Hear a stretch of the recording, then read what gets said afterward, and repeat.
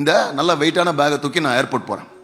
இப்போ ஏர்போர்ட் போய் நான் என்ன பண்ணுறேன், அங்கே செக்இன் கவுண்டரில் என்ன பண்ணுறேன், இந்த ஏர்போர்ட்டில் தூக்கி போது அவங்க கிட்ட கேட்குறேம்மா இதை வச்சுக்கிறீங்களா? அவங்க சொல்கிறாங்க வந்துடும்.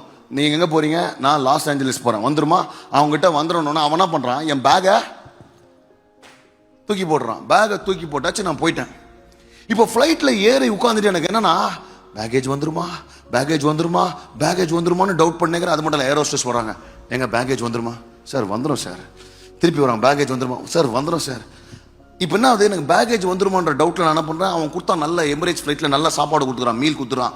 சாப்பிடும் போதெல்லாம் பேக்கேஜ் வந்துருமா பேக்கேஜ் வந்துருமா, ஐஸ்கிரீம் சாப்பிட்றான், பேக்கேஜ் வந்துருமா.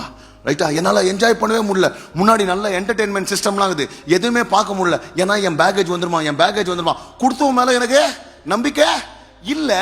இல்லாதனால பேக்கேஜ், அது நீங்க ஃபர்ஸ்ட் கிளாஸா இருக்கட்டும், எக்கனாமிக் கிளாஸா இருக்கட்டும், பிசினஸ் எந்த கிளாஸ்ல இருந்தாலும் பேக்கேஜ் வந்துருமான்ற டவுட்ல இருந்தா நீ போய் இறங்குற வரைக்கும் you will not be able to enjoy the journey.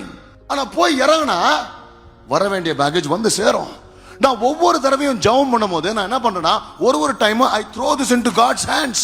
நான் தூக்கி போட்டுட்டா அவர் பார்த்துப்பார், அவர் பார்த்துப்பாரா, அவர் பார்த்துப்பாரா, அவர் பார்த்துப்பாருனா I will not be able to enjoy the journey. அவர் கிட்ட கொடுத்துட்டா அவர் பார்த்துப்பாருன்ற நம்பிக்கை எனக்கு இருக்கணும்.